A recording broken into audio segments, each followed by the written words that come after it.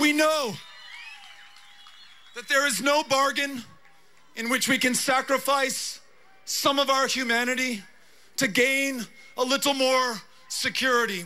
We know that walls do not save lives. Walls end lives. So, if we are to believe Francis, then we are to believe that walls are evil. Question, Beto. Do you have walls at your home? Just wondering. If they're so evil, then Francis must live where? Out in the field somewhere?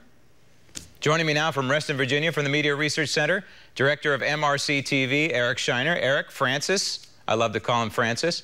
I'm going to keep calling him Francis until somebody stops me. Says walls end lives. I just wonder if he used that line on his wife and his children, but especially his wife, how long he would stay married.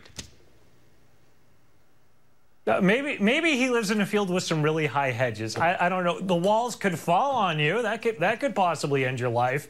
Look, I'm not going to stop you from calling him Francis, but, you know, Francis talks about walls ending lives. What he doesn't talk about is the angel moms. What he doesn't talk about is the 2,000 arrests that ICE makes of illegal aliens each year in relation to homicide charges. Those are the things he doesn't want to talk about. It's nice to say that walls end lives, and his argument is that people try to come into this country, they're denied, and because they're denied, they die. But he's not looking at the other aspect, which is the Americans on the other side of those walls. In that case, walls do save lives. Yes, and walls keep terrorists out, among other people that we don't want in this country. And the #1 state sponsor of terror is Iran. And in Iran, we have the Ayatollah, now with what I consider a bipartisan threat to people in this country. Well, it's the 40th anniversary of the Islamic Revolution. I'm sure you've probably marked your calendar for that.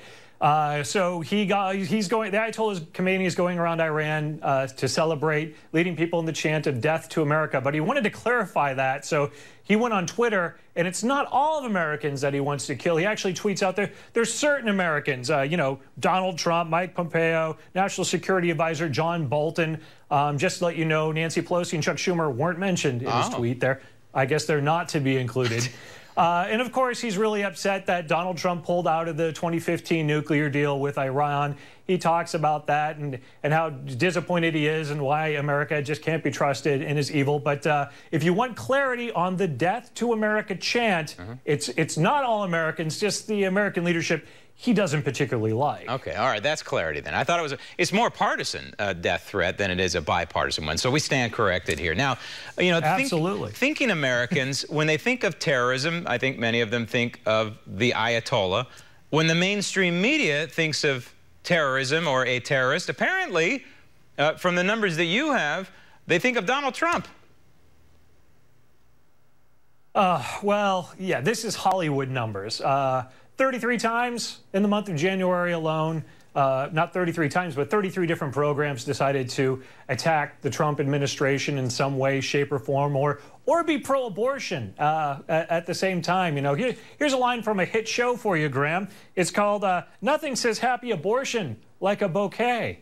Wow. Awesome. Yeah, that's from a Netflix show, first season, Sex Education. But of course, the late night shows always attacking Trump, always attacking Vice President Mike Pence. I don't really want to repeat some of these jokes on some of these shows, or even the show Broad City on Comedy Central, where the characters gather to flip the bird at people going in and out of Trump Tower, and you know, particularly try to make it at Trump himself and say words that I'm not going to repeat because maybe they can do it on cable TV, but probably not on your channel. You wouldn't appreciate it. No, we have respect. We have kids in the audience, that's for sure. And these people, they're not entertaining. They're indoctrinating. And you really have to make sure, if you're a parent, you make sure your kids are not watching this garbage, because that's what it is. Eric, thanks.